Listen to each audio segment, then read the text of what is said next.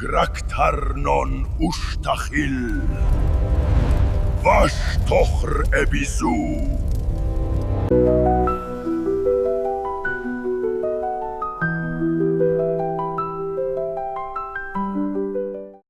A ver, pensemos en esto. Existen textos antiquísimos que nos hablan de un mundo donde los dioses no eran, digamos, símbolos o fuerzas de la naturaleza. No. Eran seres de carne y hueso, seres tangibles que gobernaban, que intervenían directamente en la vida de la gente. Los sumerios, en concreto, los llamaban los Anunnaki. Y la historia que nos dejaron, la historia que cuentan sobre nosotros es cuanto menos muy, muy desconcertante.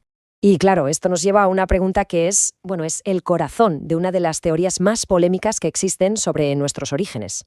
Para empezar a tirar del hilo, no nos vamos a ir a hace 6.000 años, no. Vamos a empezar mucho más cerca, en un suceso muy, muy reciente.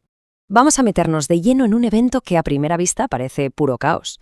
Pero, ¿y si debajo de todo ese ruido se esconde una operación de precisión casi quirúrgica? Una operación para hacer desaparecer, para borrar una pieza fundamental de nuestro pasado. Estamos en Bagdad, 10 de abril de 2003. Plena guerra. El caos es total. Y en medio de todo, el Museo Nacional de Irak es saqueado. Desaparecen unas 15.000 piezas, 15.000.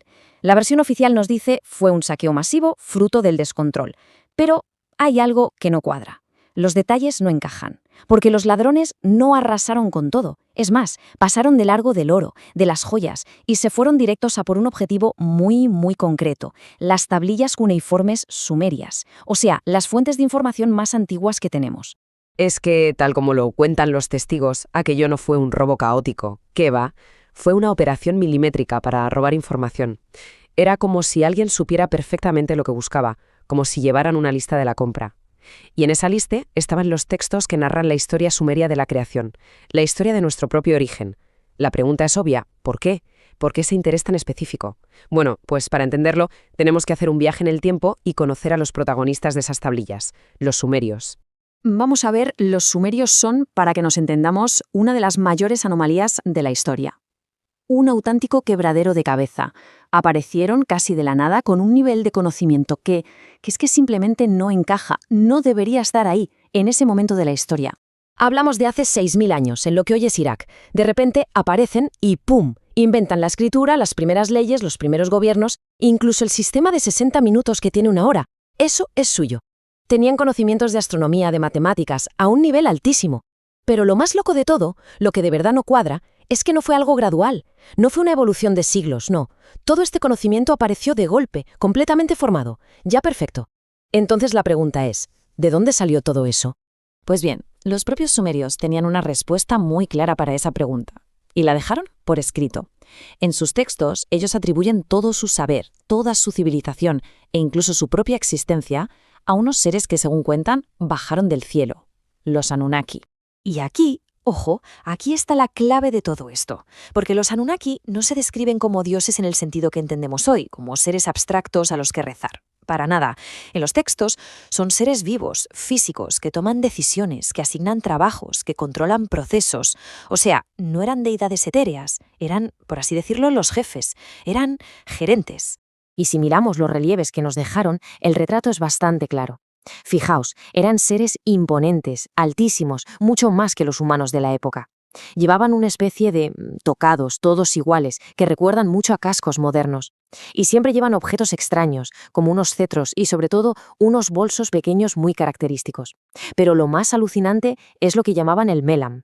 Lo describen como un resplandor, un aura que lo rodeaba, una especie de campo de energía que provocaba asombro, pero también mucho miedo. Vale. Entonces, si aceptamos que estos seres eran reales y que eran los que mandaban, la siguiente pregunta es inevitable. ¿Y nosotros qué pintamos en toda esta historia? Bueno, pues los textos sumerios son brutalmente honestos sobre nuestro propósito. La historia, según nos cuenta el Enuma Elish, uno de sus textos más importantes, es más o menos así. Había una clase de dioses de rango inferior, los Iyiji, que estaban hartos. Se rebelaron porque el trabajo que les habían encargado era demasiado duro. Así que los Anunnaki, los jefes, buscaron una solución. ¿Y cuál fue? Pues crear un sustituto, un trabajador. Y ese trabajador éramos nosotros.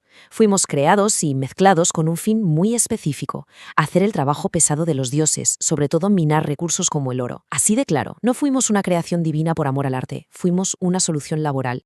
Esta idea, que puede sonar a ciencia ficción, la popularizó en el siglo XX un autor llamado Zecharia Sitchin.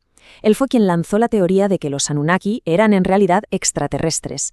Venían de un planeta de nuestro propio sistema solar, un 12º planeta llamado Nibiru. Y el motivo por el que vinieron a la Tierra era puramente práctico. Necesitaban oro. ¿Para qué? Pues para reparar la atmósfera de su planeta. Y para conseguir ese oro nos crearon a nosotros. Pero bueno, todo esto no se basa solo en la interpretación de textos antiguos. Hay más.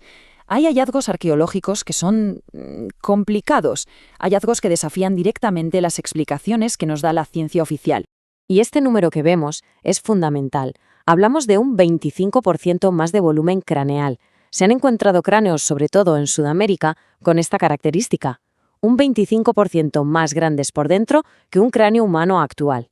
Y no, la cosa no va solo de la forma. A ver, la explicación oficial para estos cráneos alargados es que se trata de una deformación artificial, o sea, que vendaban la cabeza de los bebés para darles esa forma. Y eso es cierto, se hacía. Pero hay un problema. Eso cambia la forma, sí, pero no aumenta el volumen interior del cráneo. Y la anomalía, el misterio, es que algunos de estos cráneos no solo son un 25% más grandes por dentro, sino que además tienen las suturas craneales, las uniones de los huesos, en sitios diferentes. Y eso no se puede conseguir con un vendaje. Y por si todo esto no fuera suficiente, para rizar el rizo, un análisis de ADN que se hizo en 2016 sobre algunos de estos restos encontró desviaciones, mutaciones genéticas que los científicos no pudieron identificar claramente como ADN humano. El misterio, lejos de resolverse, se hace todavía más y más grande. Pero la teoría va más allá. No nos habla solo de un evento puntual, de una creación en el pasado y ya está. No, habla de algo mucho más grande, de un patrón, de un ciclo de intervenciones que, al parecer, se repite una y otra vez a lo largo de la historia. Uno de los documentos más raros que existen es la lista de reyes sumerios. Es una cosa de locos.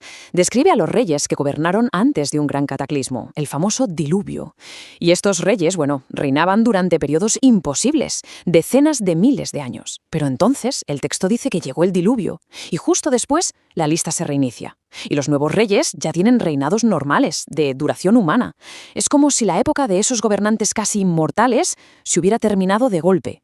Y lo interesante es que este reinicio, esta idea del diluvio, no es solo cosa de los sumerios, es que la encontramos por todo el mundo, en más del 80% de las culturas antiguas, culturas que sepamos, no tuvieron ningún contacto entre ellas. Esto hace pensar que quizá no es solo un mito, sino el recuerdo de un evento real, un evento global que de verdad marcó un antes y un después para la humanidad. Si nos fijamos en la historia humana, el progreso no es una línea recta que sube poco a poco. Para nada. Avanzamos a saltos. Hay milenios en los que no pasa casi nada. Y de repente, ¡boom!, una explosión de tecnología y conocimiento. Aparece la agricultura de la nada. Aparece la escritura. Aparecen las grandes ciudades. Quienes defienden esta teoría ven en estos saltos la prueba de que hay intervenciones externas. Como si nuestros maestros volvieran de vez en cuando a darnos un pequeño empujón para que avancemos. Y todo esto, claro, nos lleva a la pregunta del millón. Si esto no es un simple mito, si de verdad es un ciclo que se repite, un patrón de visitas, de reinicios, de saltos tecnológicos, ¿en qué punto de ese ciclo estamos ahora mismo? ¿Estamos en uno de esos larguísimos periodos de calma o nos estamos acercando a otro de esos empujones? Quizás la verdadera pregunta no es si volverán o si existen, quizás la pregunta es ¿cuándo?